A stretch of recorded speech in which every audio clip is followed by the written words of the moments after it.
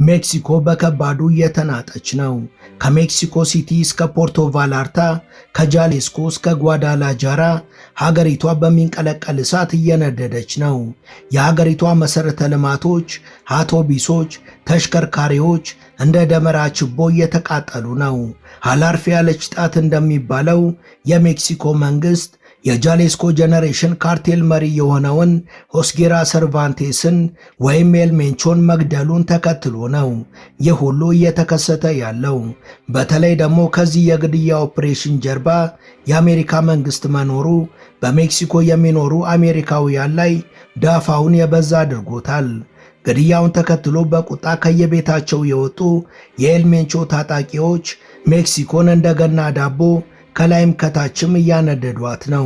ዋናው አለቃ መገደሉን ተከትሎም መንበረ ስልጣኑን ለመረከብ የሚኖረው ሽኩቻም ሌላው የሜክሲኮ ቀጣዩ ራስ ምታት ይሆናል ተብሏል። Violence has broken out in several cities across Mexico, hours after the army confirmed it had killed one of the country's most feared drug lords. Nemesio Oseguera Cervantes, better known as El Mencho, was the leader of the Jalisco New Generation cartel.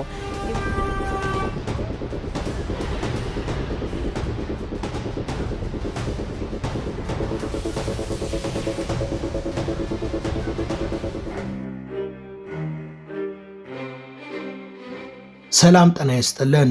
በመላው ዓለም የምትገኙ ውድ የመሿለኪያ ቤተሰቦች በዛሬው መሰናዷችን የሜክሲኮ መንግስት በሀገሪቷ የሚገኘውን ዋናውን የማፊያ አለቃ መግደሉን ተከትሎ በሀገሪቷ እየተከሰተ ስላለው እጅግ አሳሳቢ ቀውስና ያንን ተከትሎ እየተፈጠሩ ስላሉ ከባባድ ነገሮች እንደሚከተለው እናወጋችኋለን። ለመሿለኪያ ቻናል አዲስ የሆናችሁ ቻናሉን ሰብስክራይብ በማድረግ ቤተሰብ እንድትሆኑ እየጋበዝን እስከ ዝግጅታችን መጨረሻ አብራችሁን እንድትዘልቁ በአክብሮት ጋበዝን።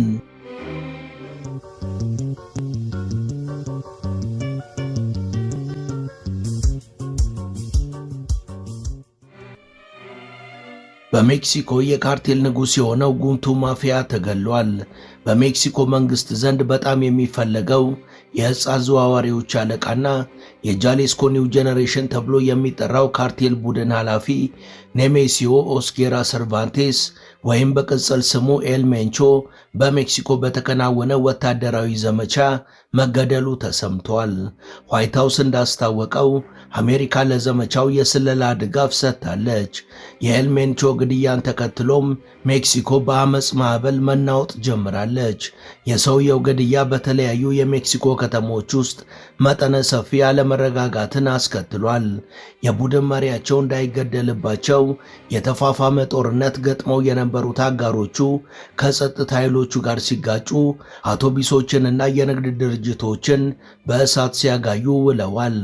በ20 የሜክሲኮ ግዛቶች ውስጥም ከ250 በላይ የእንቅስቃሴ እገዳዎች መፈጠራቸውን የሜክሲኮ የደህንነት ካቢኔ አስታውቋል።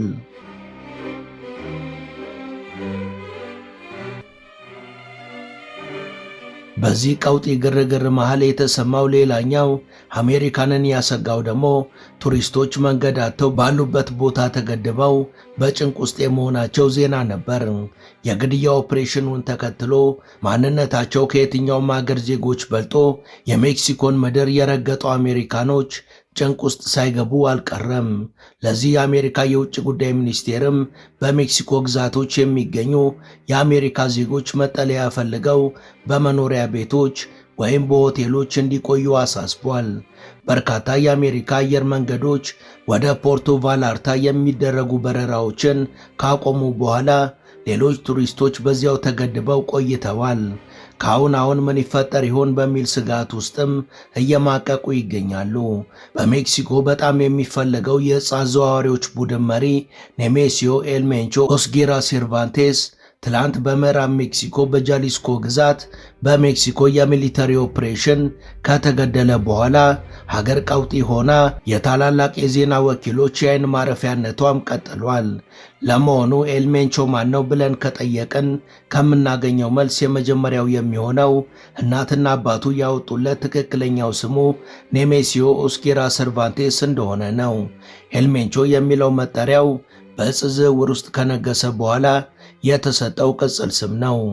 ኤልሜንቾ የተወለደው በምዕራብ ሜክሲኮ ሚቾአካን ግዛት ውስጥ ነዋሪ ከሆኑትና እጅግ ደሃ ከሆኑ ቤተሰቦች ነው። የትምህርት ነገር ከተነሳ ደግሞ ገና በእንጭጩ ነበር። አንደኛ ደረጃን አቋርጦ ከትምህርት ጋር ተቆራርጦ አቮካዶን በማምረት ሥራ ላይ የተሰማራው Nemesio Oseguera, alias El Mencho, head of the Jalisco New Generation cartel. His organization controls swathes of Mexico, is present in all 50 states of the US, trafficking cocaine and fentanyl.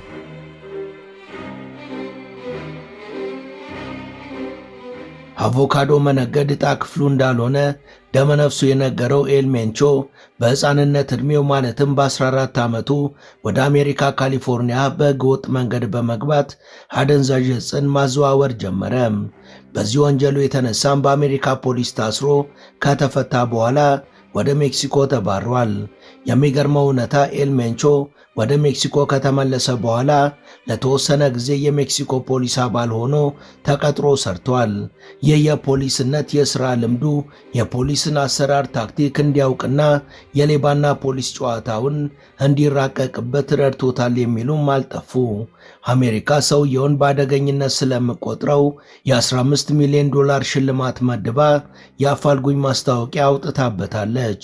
ኤልሜንቾ የሚመራው ሲጂኤንጂ ወይም ጃሊስኮ ኒው ጄኔሬሽን ካርቴል የተሰኘው ቡድን በዓለም ላይ በፍጥነት በማደግ ያለ እጅግ ጨካኝ ወንጀለኛ ቡድን ነው ይባላል።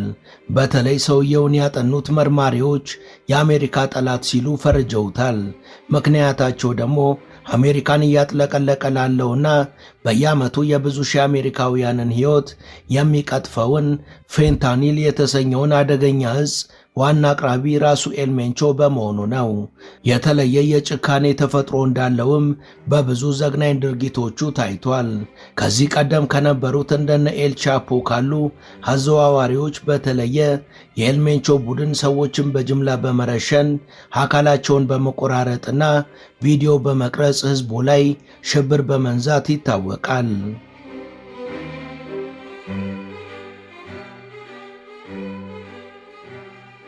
እንደ ግሪጎሮሳውያን የዘመን ቀመር በ2015 የኤልሜንቾ ታጣቂዎች የሜክሲኮን ወታደራዊ ሄሊኮፕተር በሮኬት መተው ጥለዋል። ይህ ድርጊት የሜክሲኮን መንግስት ያስደነገጠና የዕፅ ቡድኑ ምን ያህል ወታደራዊ አቅም እንደገነባ ያሳየ ክስተት ነበር። የጃሊስኮ ከተማ ኒው ጄኔሬሽን ካርቴልን የሚመራው የኦስጌራ ሰርቫንቴስ ሞት በመላው አገሪቷ የአመፅ ማዕበል እንዲፈጠር ምክንያት ከመሆን አልፎ እጅግ ብዙ ቁጥር ያላቸው የተደራጁ የወንጀል ቡድን አባላቶች አውቶቡሶችንና በዓይናቸው የገቡ ነገሮችን በሙሉ በእሳት ሲያቃጥሉና በአካባቢው የሚገኙ አውራ መንገዶችን ሲዘጉ ቆይተዋል። ተልእኮውን ከፈጸሙ ወታደራዊ አባላት ጋርም ለጦርነት የቀረበ ግጭት ውስጥ እንደገቡ እየተነገረ ይገኛል። የሀገሪቷ የመከላከያ ሚኒስቴር እንደገለጸው ከሆነ ኤልሜንቾ ኦስጌራ ሰርቫንቴስ በሜክሲኮ ወታደራዊ ዘመቻ ወቅት ከባድ ጉዳት ደርሶበት ወደ ሜክሲኮ ሲቲ በአውሮፕላን ሲጓጓዝ ሕይወቱ አልፏል ብሏል። የዕፅ አዘዋዋሪ ቡድኑ አባላት በወታደራዊ ዘመቻ ወቅት ከመንግሥት ኃይሎች ጋር የተኩስ ልውውጥ ያደረጉ ሲሆን ከእነሱም ውስጥ እስካሁን በታወቀው መረጃ መሠረት 4 አባላቶቻቸው መሞታቸውን መከላከያ ሚኒስቴሩ ገልጿል። ሌሎች 2 ሰዎች ከኦስጌራ ሰርቫንቴስ ጋር ወደ ሜክሲኮ ሲቲ ሆስፒታል ሲጓዙ ሞተዋል ሲሉ አክሏል።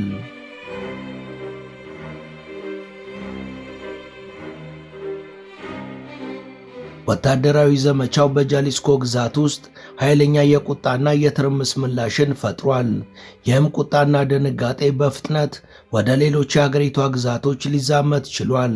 ከሲኤንኤን በተገኘ ቪዲዮ መሠረት በሜክሲኮ ምዕራባዊ የባህር ዳርቻ ላይ በምትገኘው ፖርቶ ቫላርታ ውስጥ በርካታ የእሳት ቃጠሎችና ነበልባሎች እየጨመሩ መምጣታቸው ታይቷል። ፋርማሲዎችና መደብሮችም በእሳት ተቃጥለዋል። አሜሪካ ኦስጌራ ሰርቫንቴስን በገደለው ዘመቻ ለመርዳት የሚያስችል መረጃ ሰጥታለች ሲል የዋይት ሃውስ መግለጫ ትላንት አሳውቋል። አንድ የአሜሪካ የመከላከያ ባለስልጣን ለሲኤንኤን እንደተናገሩት ደግሞ የአሜሪካ የኤጀንሲ ግብረ ኃይል በዘመቻ ውስጥ ተሳታፊ ነበር። የአሜሪካ ኤምባሲ አሜሪካውያን በአመፅ ወቅት ባሉበት እንዲጠለሉ አሳስቧል። በርካታ ሀገራትም ጥቃቱ ከተከሰተ በኋላ በሜክሲኮ ውስጥ ላሉ ዜጎቻቸው ማስጠንቀቂያዎችን ሰጥተዋል። ከማስጠንቀቂያው ጎን ለጎን የአካባቢውን ባለስልጣናትን ምክር እንዲከተሉም አሳስበዋል። በርካታ አየር መንገዶች ትላንትና ወደ ፖርቶ ቫላርታና ወደ ጓዳላጃራ የሚደረጉ በረራዎችን አግደዋል። በዋና ዋና አየር ማረፊያዎች ላይ የተቀረጹ ምስሎች እንዳሳዩት ከሆነ ከሩቅ የሚታይ ጭስና የተደናገጡ ወዴት እንደሚሄዱ መላው የጠፋቸው ሰዎችን ምስላቸውን አጋርቷል። ከካሊፎርኒያ የመጣች አንዲት አሜሪካዊ ሴት ለሲኤንኤን ከልጅነቴ ጀምሮ ወደ ሜክሲኮ መጣ ነበር፣ እንደዚህ አይነት ነገር ግን አጋጥሞኝ አያውቅም ብላለች።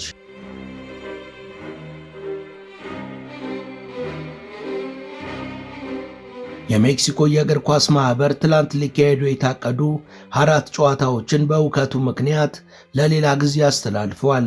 የጃሊስኮ ግዛት ዋና ከተማ ጓዳላጃራ በዚህ ክረምት በርካታ የፊፋ የዓለም ዋንጫ ጨዋታዎችን እንደምታስተናግድ ይታወቃል። ዓለም አቀፉ የእግር ኳስ ማህበር ኦስጌራ ሰርቫንቴስ ከሞተ በኋላ ስለተቀሰቀሰው ሁከትና ተከትሎ ሊመጣ የሚችለውን የፕሮግራም ለውጥ በተመለከተ እስካሁን አስተያየት አልሰጠም። በሜክሲኮ የሚገኘው የአሜሪካ ኤምባሲና ቆንጽላ ጽሕፈት ቤቱ ዜጎች በቀጣይ የጸጥታ ስራዎችና ተያያዥ የመንገድ መዘጋትና የወንጀል እንቅስቃሴ ውስጥ ያለ አንዳች ተሳትፎ ታቅበው እንዲቆዩ አሳስቧል። በኔሜሲዮ ኤልሜንቾ ኦስጌራ ሰርቫንቴስ ግድያ ምክንያት በተቀሰቀሰው ሁከትም ዜጎቹ ባሉበት ሆነው እንዲጠለሉ ጨምሮ አሳስቧል። በመላው አገሪቷ በሚገኙ አካባቢዎች የሚገኙ የአሜሪካ መንግስት ሰራተኞችም ዛሬ ከቤት ሆነው ይሰራሉ፣ ሌሎች የአሜሪካ ዜጎችም ተመሳሳይ ነገር ማድረግ አለባቸው ሲል አክሏል። የኦስጌራ ሰርቫንቴስ ሞትን ተከትሎ ከወዲሁ በከተማዋ ጃሊስኮ የሚገኙ የተለያዩ የካርቴል ቡድኖች መካከል እየተባባሰ የመጣ የስልጣን ፍልሚያ እንደሚገጥም የሜክሲኮ ሲቲ የደህንነት አማካሪ ዴቪድ ሶሴዶ ተናግረዋል። በግድያው መሰረት የካርቴል ቡድኑ የስልጣን ድልድሉ ተበላሽቷል ሲሉ ሶሴዶ ለሲኤንኤን ተናግረዋል። ውድ የመሿለኪያ ቤተሰቦች ይህን ዘገባ እዚህ ድረስ ከተከታተላችሁት ቻናሉ የበለጠ እንዲያድግ አንድ ጊዜ ሰብስክራይብ እንድታደርጉ አስታውሰን ተረካችንን እንቀጥል። የኤልሜንቾ ልጅ ሩበን ኦስጌራ ጎንዛሌዝ ወይም ኤልሜንቺቶ በአሜሪካ ታስሮ የሚገኝ በመሆኑ ለስልጣን ርክክቡ የቀሩት አንድ ወንድምና አንድ የእንጀራ ልጅ ብቻ መሆናቸው የስልጣን ሽኩቻው በመካከላቸው ላይ የስጋት ጥላን ያጠላበት እንደሚሆን ከወዲሁ እየተተነተነ ነው። ይህ የአመራር ክፍተት በሲናሎዋ ካርቴል ውስጥ በ2024 ኢስማኤል አልማዮ ዛምባዳ ከተያዘ በኋላ የስልጣን ክፍተት ሲገጥመው እንደተፈጠረው ግጭት ሁሉ ውስጣዊ ጦርነት ሊፈጥር ይችላል። የሲናሎዋ ግጭት የተቀሰቀሰው ግልጽ የቤተሰብ ተተኪ ባለመኖሩ ነበር። ምክንያቱም የካርቴሎች አመራር ብዙውን ጊዜ እንደ ንጉሳዊ ስርወ መንግስት የዘር ግንድን የሚከተል ስለሆነ ነው። ከአባቶች ወደ ልጆች፣ ወንድሞችና እህቶች ወይም ያጎት ልጆች ይተላለፋል።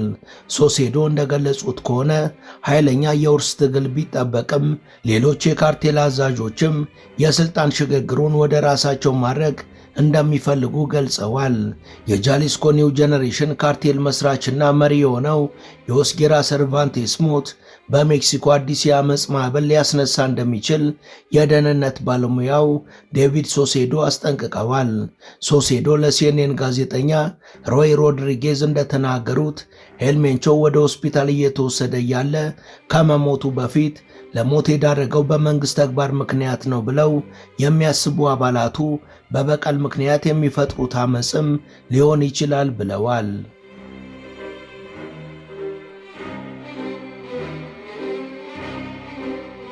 የሚሊተሪ ኦፕሬሽኑ የተሳካው ሄልሜንቾ በጫካ ውስጥ ተደብቆ በነበረበት ወቅት አንዲት ሴት ልጠይቀው መምጣቷን ተከትሎ በተገኘው መረጃ መሰረት መሆኑን የሀገሪቷ መከላከያ ሚኒስቴር ዛሬ ረፋድ ገልጿል።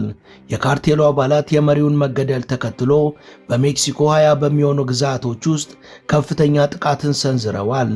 መንገዶችን በተቃጠሉ ተሽከርካሪዎች በመዝጋትና ባንኮችን በማቃጠል ከፍተኛ የሆነው ረብሻ ቀጥሏል። ባለፉት ሰዓታት ውስጥ በተከሰቱ ግጭቶች ከ30 በላይ የብሔራዊ ጥበቃ አባላት ሲገደሉ ከዚህ ቁጥር በማይተናነስ መልኩም የካርቴሉ አባላት መገደላቸውም ከስፍራው የወጡ መረጃዎች ያሳያሉ። በአጠቃላይ እስካሁን ከ70 በላይ ሰዎች ሕይወታቸውን ባጡበት የሜክሲኮ ብጥብጥ አሜሪካና ሌሎች ሀገራት በሜክሲኮ የሚገኙ ዜጎቻቸው ባሉበት እንዲቆዩ ወይም ሼልተር ኢን ፕሌስ እንዲያደርጉና እንቅስቃሴያቸውን እንዲገድቡ አስጠንቅቀዋል። የሜክሲኮ መንግስት አመጹን ለመቆጣጠር ተጨማሪ 250 ወታደሮችን ወደ ጃሌስኮና ወደ አካባቢው የላከ ሲሆን በአጠቃላይ ወደ 10,000 የሚጠጉ ወታደሮች በግዳጅ ላይ ይገኛሉ። በጃሌስኮ በጓጃላሃራና በፖርቶ ቫላርታ የሚገኙ የአውሮፕላን ማረፊያዎች በረራዎችን የሰረዙ ሲሆን በመቶዎች የሚቆጠሩ መንገደኞችም መንቀሳቀሻ በማጣት በአየር መንገዶች ውስጥ በስጋት ውስጥ ይገኛሉ። ሄልሜንቾ በመገደሉ ምክንያት ሜክሲኮ የጦር ቀጠና መስላ ትገኛለች። የሀገሪቷ መንግስት በርካታ ኃይል ቢያሰማራም ሁኔታው እጅግ መክበዱ እየተጠቆመ ነው።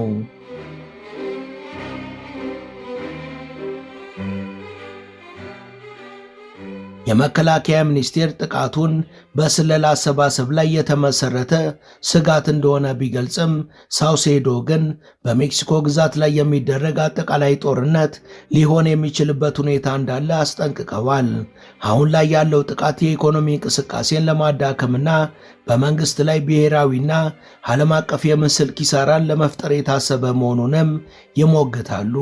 የእሁዱ ኦስኪራ ሰርቫንቴስን የገደለው ዘመቻ የተካሄደው በሜክሲኮ ጦር ኃይሎች በአየር ኃይል አውሮፕላኖችና በብሔራዊ ጥበቃ ፈጣን ምላሽ ኃይል እገዛ መሆኑን የሀገሪቷ መከላከያ ሚኒስቴር አስታውቋል። ለተልዕኮ የሜክሲኮ መንግስት ያሰማራው ወታደራዊ ኃይል የጦር አውሮፕላኖችን ሊያወድም ወይም የታጠቁ ተሽከርካሪዎችን ሊያወድም የሚችል የሮኬት ማስወንጨፊያ መሳሪያዎችን ጨምሮ ሌሎች ተጨማሪ የጦር መሳሪያዎችን መያዙን መግለጫው አመልክቷል። የሜክሲኮ ጦር እንዲህ ያሉ በአገሪቷ ውስጥ የሚፈነጩ የወንጀል ካርቴሎችን በመዋጋት ረገድ ለረጅም ጊዜ ሚና እንዳለው የታወቀም ነው። ገለልተኛ የሚባለው የስለላ ተቋም ግሬይ ዳይናሚክስ እንደዘገበው ከሆነ እነዚህ የሜክሲኮ ልዩ ኃይሎች ታሪካቸው የሚጀምረው ወደ ኋላ በመሄድ በ1986ቱ ሀገሪቷ ባዘጋጀችው የዓለም ዋንጫ ወቅት ደህንነትን ለማስጠበቅ በተቋቋሙበት ጊዜ ነበር። አሁን ያለው ልዩ የወታደሮች ክፍል ከእንግሊዙ SAS ማለትም ልዩ የአየር ኃይል አገልግሎት ወይም ከአሜሪካው ጦር ዴልታ ኃይል ጋር በስልጠናውና በስልቱ የተመሳሰለም ነው ሲል ብቃቱን መስክሮለታል።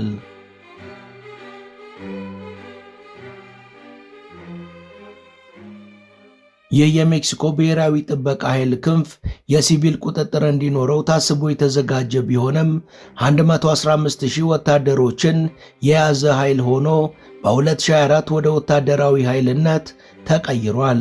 ይህም የጦር ኃይሎች በአገር ውስጥ ደህንነት ጉዳዮች ላይ የበለጠ ተሳትፎ እንዲያደርጉ አስችሏቸዋል ሲል ዓለም አቀፍ የስትራቴጂክ ጥናቶች ተቋም በወታደራዊ ምዘና 2025 መጽሐፉ ላይ ገልጿል። በፖርቶ ቫላርታ የነበረው መረጋጋት ጋብ ያለ ቢመስልም በነጋታው ሰኞ ዕለት ትምህርት ቤቶችና ሱቆች እንደሚዘጉ የሚጠበቅ ነበር። ከዚህም በላይ ግን የሰዓት እላፊው አሁንም እንዳለ በከተማው የሚኖር አንድ የአሜሪካ ዜጋ ለሲኤንኤን ተናግሯል። በርካታ የአሜሪካ ቱሪስቶች ለሲኤንኤን እንደተናገሩት ወደ ሜክሲኮ የሚደረገው ጉዞ በሀገሪቷ መንግስት ባለስልጣናት በጣም ይፈለግ የነበረው የካርቴሉ አለቃ መገደሉን ተከትሎ በተከሰተው አለመረጋጋት ምክንያት ፍሰቱ በእጅጉ ተስተጓጉሏል። ከዚህ ጋር ተያይዞ በወጣው ዘገባ መሰረት ባለፈው ዓመት ሜክሲኮን የጎበኙና ቢያንስ ለአንድ ሌሊት የቆዩ 48 ሚሊዮን ዓለም አቀፍ ቱሪስቶች አሜሪካውያን እንደሆኑ የሜክሲኮ የቱሪዝም ሚኒስቴር ተናግረዋል። የትራምፕ አስተዳደር የውጭ አሸባሪ ድርጅት ብሎ የሰየመው የጃሊስኮ ኒው ጄኔሬሽን ካርቴል ራሱን በሜክሲኮ የሚገኝ በጣም ኃይለኛ የወንጀል ድርጅት አድርጎ ከማመን በላይ ስሙ በሚጠራበት ግዛት ውስጥ ለረጅም ጊዜ ከፍተኛ የወንጀል ተሳትፎ እያደረገ ቆይቷል። እሁድ ዕለት በመሪው ሰርቫንቴስ ላይ የተወሰደውን ወታደራዊ እርምጃ ተከትሎም በማህበራዊ ሚዲያ ድረገጾች ላይ የተለጠፉት ልጥፎች በግዛቷ ዋና ከተማ ጓዳላጃራ ተኩሱ እንዳልቆመና ከመቶ በላይ ተሽከርካሪዎች እንደተቃጠሉ አሳይተዋል።